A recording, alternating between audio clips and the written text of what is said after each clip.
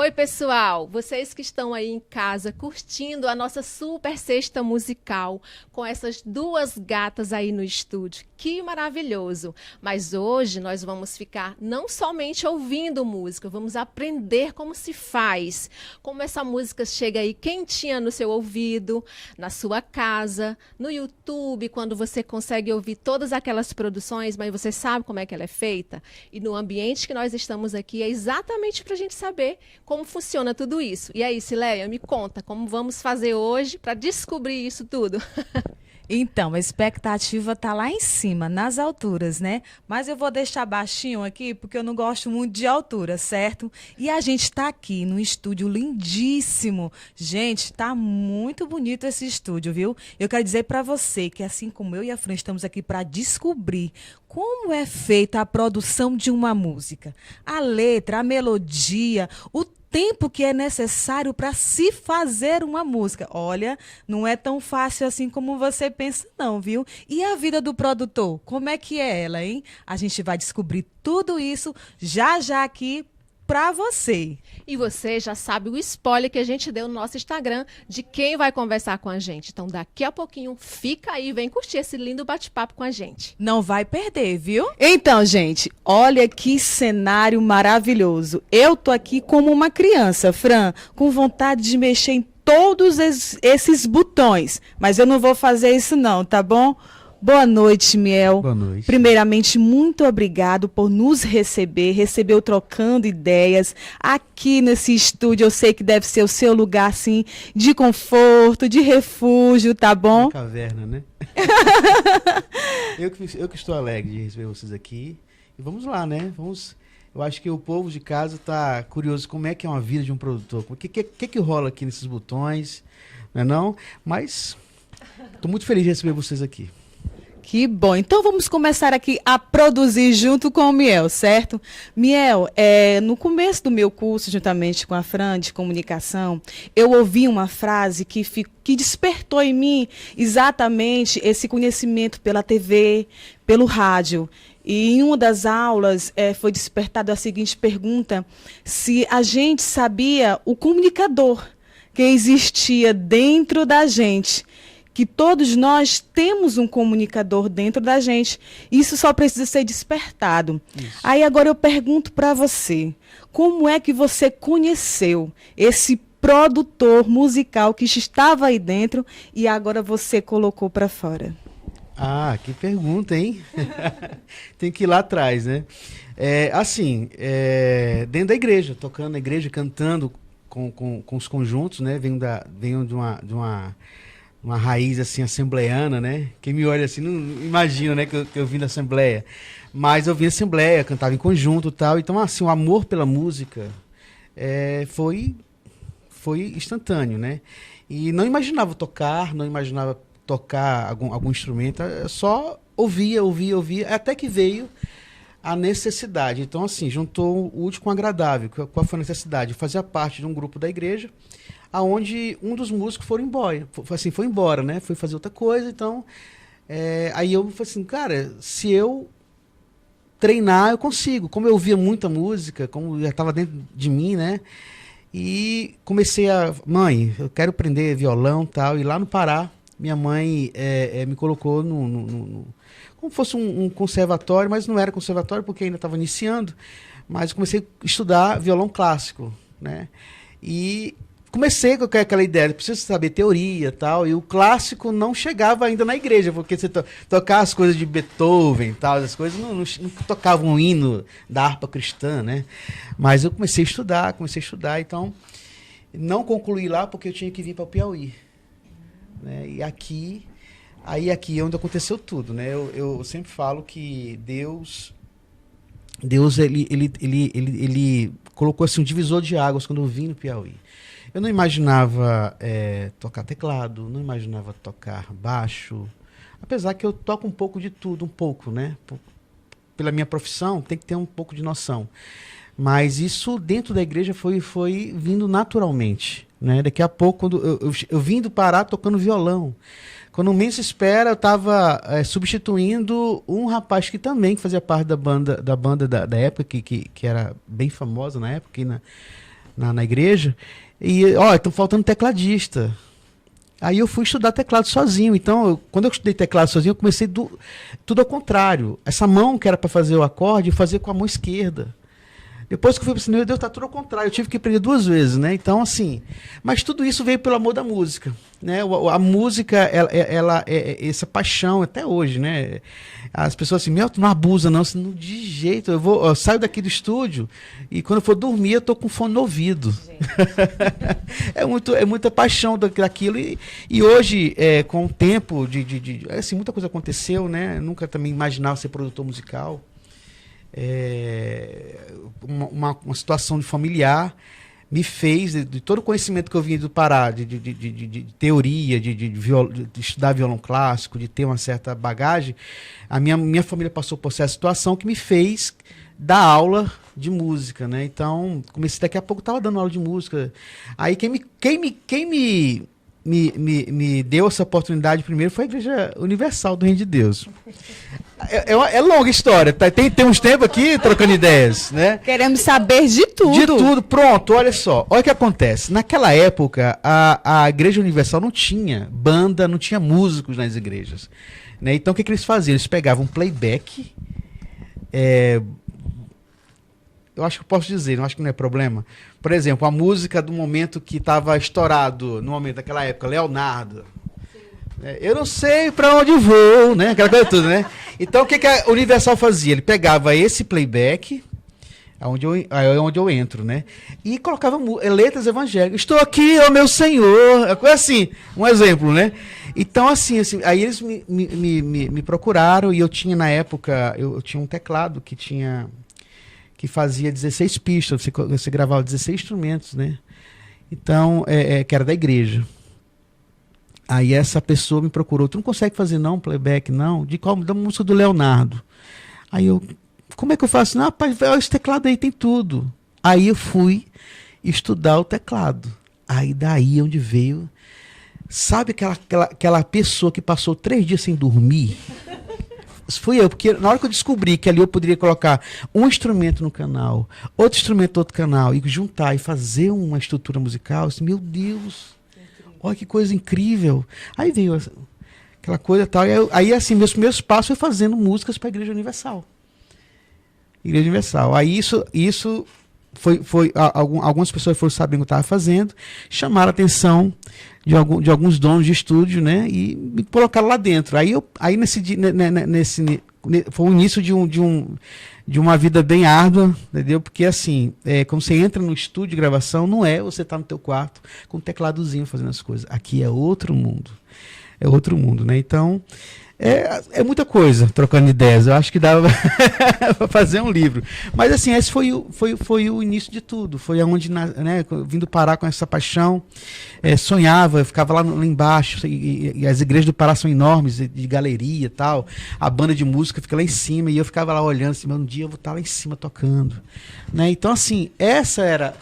Então, e veio naturalmente, e tudo que está acontecendo hoje na minha vida, eu vejo a mão de Deus. Né? Eu vejo a mão de Deus. Assim, eu preciso agora ir para fora do Piauí, expandir o meu nome como produtor, como já estou falando outra coisa, que poderia ser outra pergunta, né? Mas assim, é uma oração de 8 anos que eu faço. E Deus em silêncio está. Né? Deus, aí veio a igreja agora, que eu faço parte, onde eu tenho uma função muito importante ali dentro, de estar ali orientando os músicos, de estar ali formando discípulos, né? Um dia que eu for embora, vai ter uma pessoa ali me representando. Então, assim, uma coisa ligando a outra, só Deus para fazer isso aí. Porque você viver de música num estado onde não é referência, por exemplo, vou gravar meu CD, vou gravar minha música, ninguém pensa em ir no Piauí. Ninguém pensa no Piauí. O mercado aqui é bem árduo, né? Então, assim, hoje eu falo para todo mundo, olha, Deus está me mantendo nesse lugar aqui sem ser referência e trazendo de fora para cá. Hoje, se eu for falar para vocês minha clientela, assim, a grande maioria, 80% é de fora, de estados de São Paulo, agora estou produzindo 2 cantores de Minas, Rondônia e tal. Então, assim, tem expandido meu nome sem eu precisar sair daqui. Aí, aos poucos, eu vou entendendo o plano de Deus na minha vida em relação a isso. É lindo ver as promessas de Deus, né? Sim. Ele contando aqui. E olha que esse teu começo aí lá atrás, né? De lá para cá, muitas águas rolaram por essa ponte. E aí a gente se encontra aqui num estúdio todo moderno, como a Cileia falou lá no início, cheio de botões que a gente não sabe para onde olhar, de tanta lindeza. Mas teve um processo muito árduo de transição, Miel. Na música, a gente sabe que essa indústria musical está sempre mudando. Sempre Tudo muda na nossa vida, né? Sempre E não é diferente com a música. E você, como tem essa paixão desde muito tempo, certamente já viveu muitas transições. E é sobre isso que eu queria falar com você. A gente viveu aí o tempo do disco, né? Isso. Disco, do vinil, aí veio Teve CD. Antes do disco, né? Teve o vinil, mas o vinil foi o início de tudo, né? Mas tinha outros equipamentos antes, né? Mas assim, o vinil realmente foi o início do popular, né? Eu tô falando aqui pelo menos os que eu lembro da minha idade, né? Aí tem fita cassete, CD. Hoje em dia a gente procura um DVD porque ainda tem alguns em casa e não existe mais porque as coisas, a gente vive num período tão rápido que tudo passa. A modernidade, as coisas que eram um dia desse, era moda, já não é mais. E aí eu queria que você falasse assim pra gente um pouquinho dessa transição, você que viveu esse processo, como é falar da diferença lá atrás para hoje que a gente está no período do EP, do single, como é essa diferença e que relato você poderia fazer colocando lá no início e agora? Pronto. É um tema que todo dia, isso aí é sem mentira, quase todo dia eu converso com um cantor que me procura e a gente fala sobre isso. Essa mudança do físico para o digital. Né? Por exemplo, para mim, aqui como produtor musical, eu fiquei preocupado, cheguei até um ponto de ficar desesperado, porque a maioria dos meus clientes precisava da venda do CD físico para retornar no estúdio para fazer novos materiais. E agora, sem um físico, como é que eu vou ganhar dinheiro com isso? Né? E certo, assim, meu Deus, e agora? Porque até no momento, minha mente não tinha aberto porque estava acontecendo, esse boom que foi no mundo todo, do digital ter dominado tudo. Né? Então, assim, é uma coisa que eu falo para todos os cantores que me procuram, assim, olha, procure se orientar. E eu faço questão de ter esse tempo de conversa com o cantor, porque tudo está caminhando para que você faça o seu material.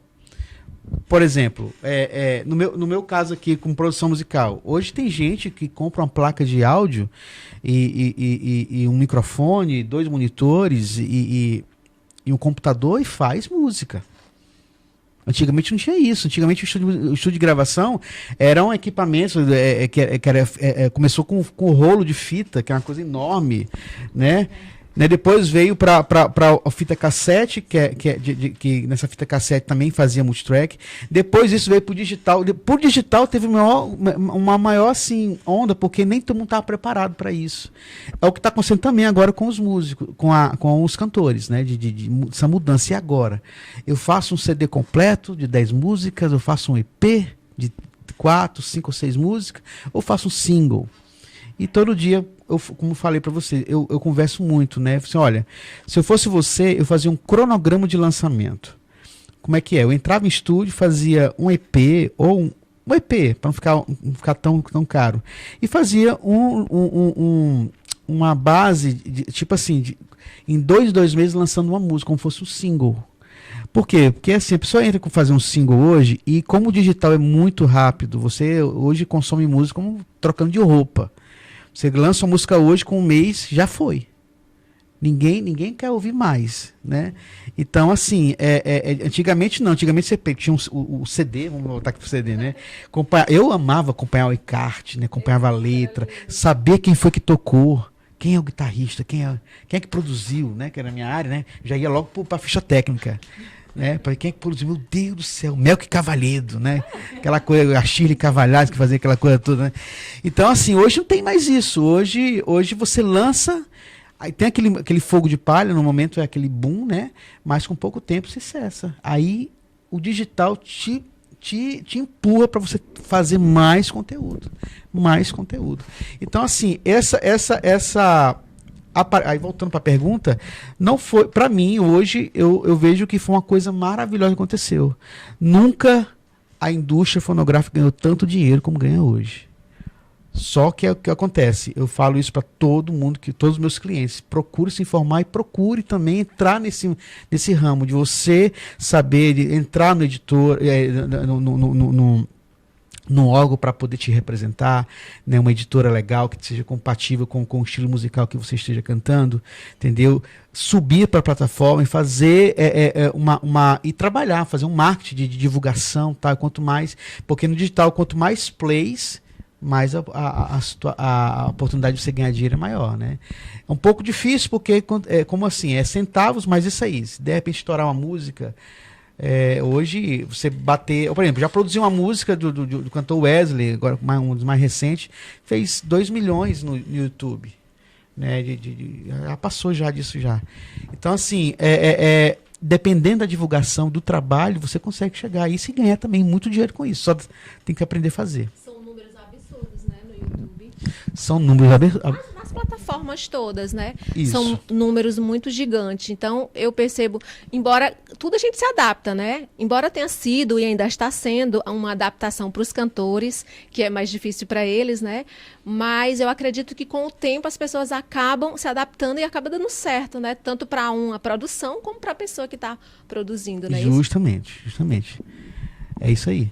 E assim, Miel, em algumas entrevistas no nosso programa, de alguns cantores que nós recebemos, né, a gente tem ouvido muito essa questão da dificuldade que é o cantor, sabe, piauiense, o produtor, ser reconhecido. E eu fico, por muitas vezes eu ficava me perguntando, mas por quê? Porque aqui, o nosso Piauí, nós temos grandes cantores, grandes produtores. Você é um. E aí e aí eu fico me perguntando e digo, mas então por que essa barreira, Miel? Como você vê, então, essa dificuldade? Então, de que forma poderia ser mudado isso? Aí eu volto para a pergunta sobre a questão do digital. Eu acho que o digital veio para igualar todo mundo. O digital veio assim, por exemplo, você na sua casa, você sendo cantora, na sua casa, tendo a internet à disposição, a ferramenta, eu acho que de todo mundo hoje todo mundo está com o celular na mão, para tudo. Então, assim, ele veio para deixar todo mundo na mesma situação. As gravadoras hoje fazem o mesmo trabalho que você, como cantora no seu quarto, na sua casa, pode fazer. Que é divulgar, fazer um cronograma de divulgação e fazer. Então, assim, o digital... Eu demorei para perceber isso aí, porque o que acontece? Na época do físico, você dependia das igrejas, entrando lá do gospel, né? E assim, os cantores dependiam dos convites para vender o material físico e se manter com aquilo ali. Então, assim, o CD físico, ele tinha uma margem assim, de divulgação. Por exemplo, eu lançava aqui, eu sou cantor e estou aqui em Teresina. No máximo que o meu nome poderia ir era aqui na cidade vizinha.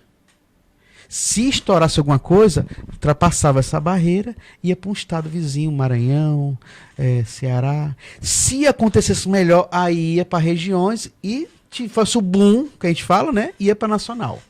Era mais dificuldade. Hoje com o digital não, você lança hoje, o cara lá no Japão consegue acompanhar o teu lançamento. Então, deixou de ser uma coisa regional para ser mundial. E muita gente não tem essa visão hoje. O digital, ele veio para facilitar, assim, as gravadoras hoje, tipo assim, deixaram de ser a grande, vamos dizer assim, o cabeça de tudo em relação a dinheiro, né? Porque elas tinham o monopólio das livrarias no Brasil todo. Elas lançavam o cantor e elas mandavam. Ela era a distribuidora. Vamos dizer que é uma marca, não sei se a gente pode falar o nome da gravadora, né? MK Publicitar. Ela lançava, vamos dizer aí, um cantor famoso. Então, ela que distribuía o material naquela época, né? Para as livrarias. Então, só ela que fazia aquilo ali. Então, assim, com o digital, como te falei, deixou todo mundo por igual. Não depende. Com o físico hoje, já o físico não existe mais, é tudo digital, você sozinho na sua casa com a internet faz o mesmo serviço de uma gravadora. Claro que a gravadora tem uma equipe que está ali direto massificando o seu nome, né, tal, que você não compara você sozinho com a equipe, mas o processo e o mesma forma de trabalhar é igual. O digital veio para facilitar tudo. Não está difícil, não. Só muitos cantores, principalmente do interior, né, que não tem tanta informação, Recurso. né? Então, assim, às vezes a internet não é legal, às vezes esse tipo de informação não chega a eles. Então, eu acredito que isso vai ser com pouco tempo. Todo mundo vai se familiarizar. Porque às vezes eu fico pensando dessa forma, essa dificuldade de alguém chegar a uma produtora, uma gravadora, ou de ser reconhecido. Porque assim, quando se pensa em gravar algo, se pensa já em alguém que já é renomado, né? De fazer uma música e tal. E muitas pessoas que têm, sim, talento, e às vezes não são vistas e reconhecidas. Parece que há uma porta, assim, bem estreita ou difícil de abrir para essas pessoas. Pois é isso que eu tô falando. Hoje o digital, ele é uma porta é uma divulgação de você que está no anonimato. A gravadora hoje, os selos hoje, procuram pessoa que já está com meio caminho andado. Não pense você, cantor que está me ouvindo agora, ou então artista, que tipo assim, você na sua casa, sem fazer nada, esperando o senhor, manda uma gravadora, um selo, um produtor me olhar. Não, você na sua casa. Tem cantores, isso é até recente, gente com voz e violão na rede, estourando. Por quê? Porque soube utilizar do recurso da internet e se mostrar. E hoje, como te falei, os selos, as gravadoras, todo mundo que estão atrás de talentos, eles querem um artista que tenha meio caminho já andado, já tem algo para mostrar. Quando você vai... Isso. Quando uma gravadora pede um material seu, ele pede um link do YouTube. Olha só. Quando eu falo com alguns amigos que têm acesso a gravadoras, eles falam assim, olha, me manda bem o link do YouTube para me ver esse cantor, me ouvir esse cantor. Então, se está no YouTube, é o material já pronto. Então, quer dizer, o cantor já está trabalhando, já fazendo sua parte já há muito tempo, entendeu? Então, assim, não espere você em casa, sem fazer nada, as coisas acontecerem. Bote a cara no sol, né, como diz a Fran, e mostre o seu talento. Mostre primeiro para que depois... Hoje, mudou, né? Antigamente a pessoa orava, o senhor, que a gravadora é boa no mercado, então você tem que chegando, mostrando, meio que você... eu não tenho dinheiro para fazer minha produção musical. Voz e violão, mostre sua voz. Tem ousadia, a internet está aí para nos ajudar. Mostre sua voz, me ache e me patrocine tudo. Hoje, com a demanda, e muito, eu faço uma coisa que eu falo quase todo dia para as pessoas, organize sua rede social. A rede social hoje não é só para postar fotos, gente. A rede social hoje se tornou vamos dizer assim, a identidade da pessoa. Ali você tem um feed, que tem o feed, que é uma forma de divulgação. Tem o stories também, que é outra forma de divulgação. Eu vejo, Fran, cantores, de repente, assim, tendo a oportunidade de estar utilizando a rede social para estar mostrando seu talento, mostrando fazendo bolo. Eu estou aqui esperando meu filho, ou pegando o filho no colégio. Assim, quando eu falo assim, organize sua rede social, você quer o quê? Você quer ser cantor? Então a sua rede social esteja toda nesse nicho, né? De música, de tudo. Organize. Você organizando sempre, é muito mais fácil alguém te achar. Verdade. Às vezes a gente vai procurar essas pessoas justamente no feed, né, Sileio? Para procurar, para saber o que é. A pessoa manda um link lá ou manda alguma coisa, a gente vai lá no feed, às vezes não tem nada. Já aconteceu isso. Mas, Miel, eu sei que já tem quantos anos assim já de carreira da Pressão Maia, mais ou menos? Só nessa vibe de digital já tem um... Não, de produção musical? Não, deixa eu melhorar, para facilitar a tua resposta. Eu queria saber, assim, porque eu sei que são muitas pessoas que já passaram por aqui, já passaram pelo... Inclusive, uma das cantoras que se apresentou aí grava comigo, que é a Ana Cabral. A Aninha é nossa cliente. Sim. Então, eu queria saber, assim, se entre... Te esperando, viu, Ana? Cobrança ao vivo. Olha só, se você tem... alguma produção que você fez durante, eu não sei se lá no início ou se agora, mas que você tem assim um certo xodó, que lhe marcou de alguma maneira. Porque alguns talvez vão ficar ciumento, vão ficar com ciúme de alguns, difícil, né? Mas tenta lembrar de... Pode ser algo pessoal que você estava vivendo e mexeu com você de alguma forma, mas tenta lembrar de alguma coisa assim. Fran, é assim, é difícil essa pergunta, porque todo trabalho tem um carinho da gente, sempre quer estar querendo fazer o melhor, né? Sim. Sempre, assim, entra no trabalho hoje, minha intenção é fazer melhor do que o outro trabalho.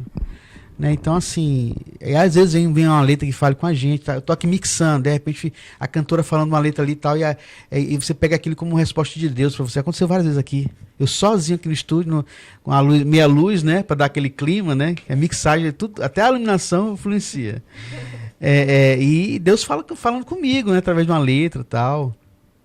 E às vezes, assim, as pessoas perguntam, Miel só produz gospel. Não, eu produzo todo mundo. Todo mundo, né? Eu acho que o dom que Deus te deu, a não ser que você tenha um propósito diferente, né? Mas como eu sou produtor musical, isso não é taxado só para o mundo gospel, né? Então tem algumas pessoas também que são amigas que fazem comigo, que não são gospel, que também são trabalhos que eu tenho muito carinho, que faço com zelo. E todos os trabalhos, parece até clichê, mas assim, todos os trabalhos têm um carinho meu, assim, que eu não tenho como falar assim, esse é melhor, ou esse falou comigo, não. Por exemplo, tem uma música nova agora, que vai ser lançada agora com Danilo Martins, eu acho que já foi lá, já. Danilo? Ele vai lançar agora uma música nova dele, que é um musicão.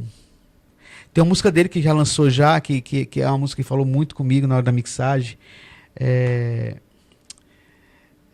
Inclusive, esse clipe que ele fez, né, Dan, um abraço para você.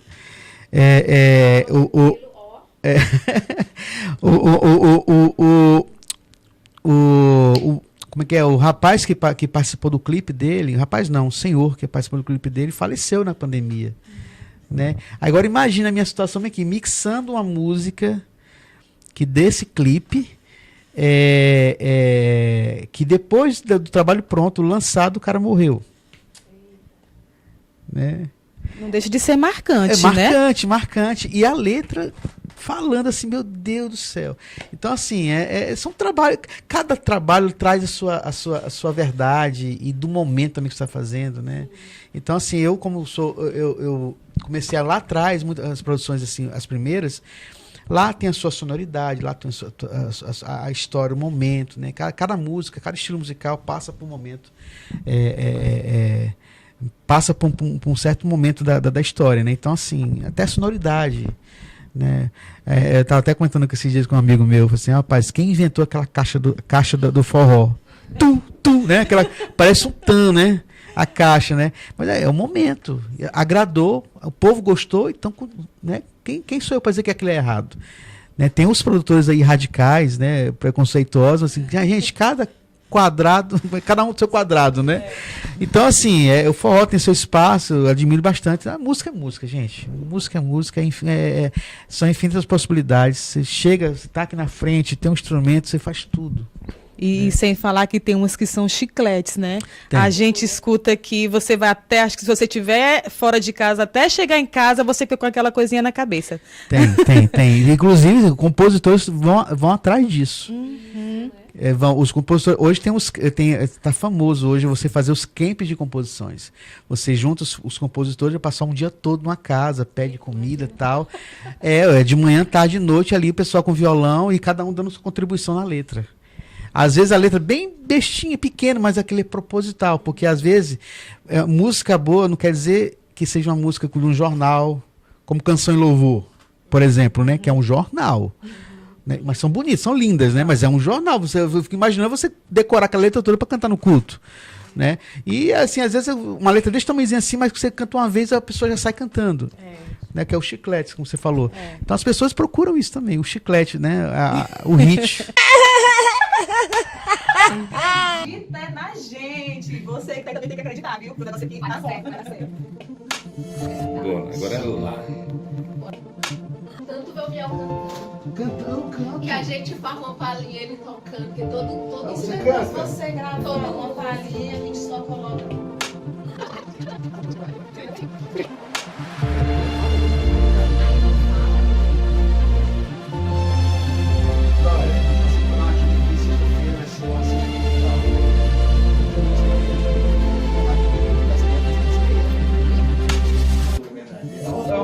autora. Tem prédio na dela, né? E aí eu já queria falar, queria que você falasse um pouco a respeito dessa parte técnica da produção. Como é que se inicia uma produção musical? Acho que eu vou ficar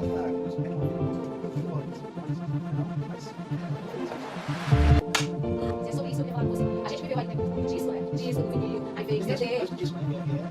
É um vinil, mas é um vinil.